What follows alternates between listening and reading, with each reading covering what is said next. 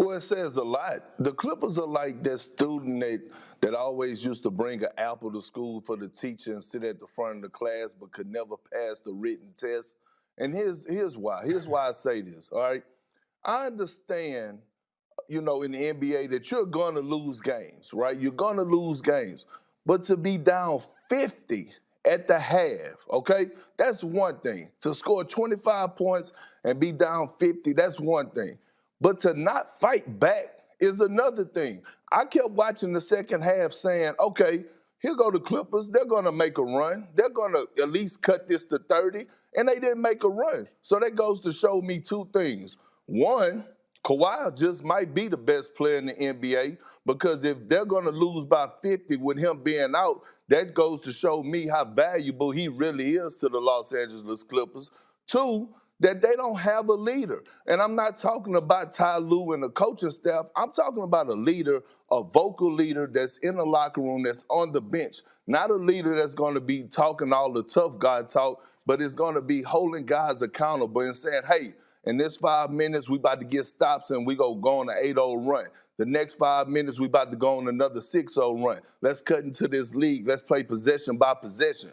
They don't have that. And I feel like the Clippers dropped the ball in the offseason by not picking up Rajon Rondo. That was the guy that they needed. They needed a guy like him, a floor general. I love what Pat Bell brings to the table, but he's not that guy.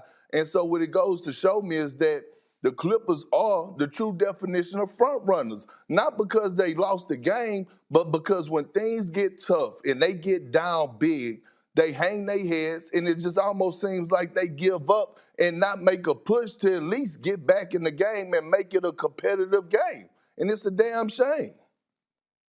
Yeah, I mean, to be down 50 points at half, normally the other team lets off the gas in all sports. If you're down by that much, the other team lets off the gas, and you have some personal pride, and you fight back, and you end up losing by 20 or something, and then you still get blown out, but everyone's just trying to get out, get healthy. For it to go this bad, I think it is a little bit more concerning, but I agree with what Paul George said. I just wish he hadn't said it. I think he's right. It's just one game. That's a reasonable way to take this, and there's plenty of explanations or excuses with Kawhi not playing. They had a short offseason. They have a new coaching staff. You're right about them bringing in certain people. I think Luke Kennard and Nicholas Batum may bring some value on the court, but you're right about the mentality off the court. That feels like that was the biggest concern for the Clippers last year in the bubble, was it was something mental, some sort of mental block, because it wasn't for a lack of talent that they weren't able to get past, I guess it was Denver in the bubble. It was because when they got down, they didn't bounce back. So I think that it's concerning to see that it's repeating itself, but there are normally 82 games in the season. There's 72 this year. This is just one. I don't think that we can indict the whole team off of one game. The only problem is it's also a continuation off of what we saw from them last year, where they struggled because they couldn't quite get their mindset right, and they couldn't quite turn the corner when they needed to. And I thought, I disagree with you, though, on the Pat Bev point, is I think Pat Beverly is that guy who normally won't allow you to do that. He is that guy who has that pride and that intensity that'll get guys locked in this moment. But because we know Kawhi is not it, and we know Paul George is not it. Well, first of all, Domonique, let me tell you why I disagree to that point. Is because although Pat Bev is a rah-rah type guy, his play still don't shows up and back it up.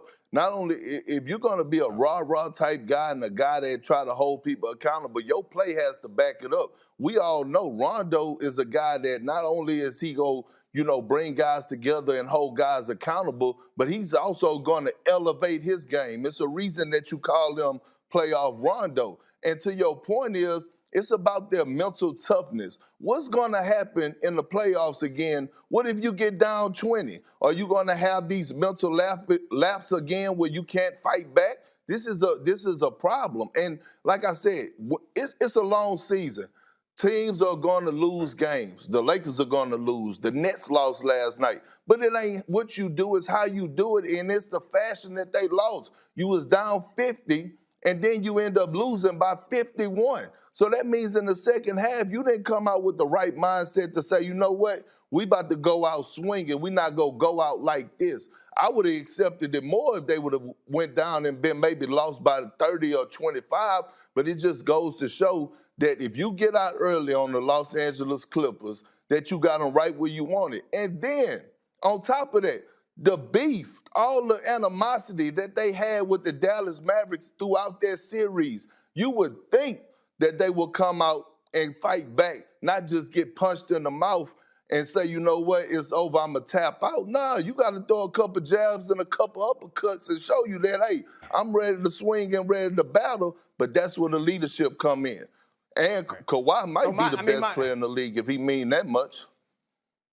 My pushback would normally be in this situation that it's just a regular season game, but the problem is they tried to be a hit-the-switch team last year, and they could never hit that switch. So to me, it sounds like, and I don't have the basketball expertise to go out there and say this, but it sounds like what you're saying is they can't win a championship with a team as it's currently constructed, because if they weren't mentally tough last year, they didn't bring in the guys to make them any mentally tougher, unless you think Ty Lue over the course of the season is going to turn them into some sort of tough guys or mentally strong guys that they weren't at the beginning of the season. It sounds like without some sort of trade or without somebody turning into somebody they can't be, they aren't a real title contender if they aren't any tougher mentally than they were last year.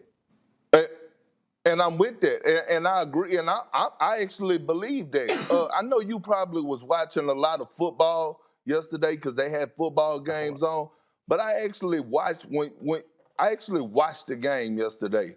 And Ty Lue is a coach that he never shows emotions during the game. He show all his emotions at practice and in film session. And I seen him up and down that sideline trying to get that team going. He's doing his part, but you got to have that on the court. And like Paul George, what you mean we wasn't ready? Thanks for watching ESPN on YouTube. For live streaming sports and premium content, subscribe to ESPN+.